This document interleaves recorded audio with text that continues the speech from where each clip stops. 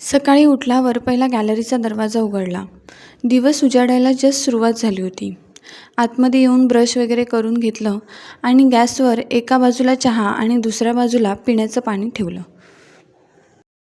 आज यांची general duty होती, त्यामुळे त्यांना 8:45 वाजता कामावर जायचं होतं. म्हणून लगेचच त्यांचा डबा बनवायला घेतला. डब्याला आज चपाती आणि कोलिमची सुकी भाजी देणार होते.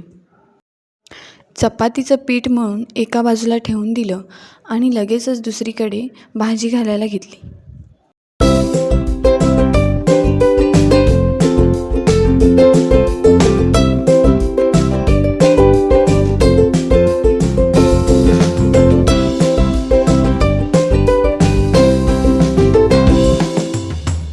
एका बाजूला भाजी घालून दुसऱ्या बाजूला चपात्या करायला घेतल्या.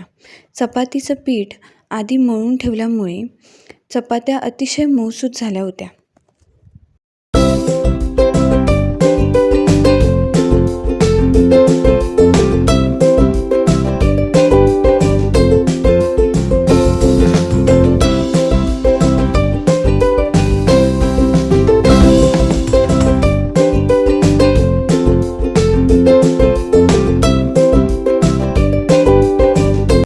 भाजी आणि चपाती तयार झाल्यानंतर मी लगेचच माझ्या पुढच्या कामांना सुरुवात केली.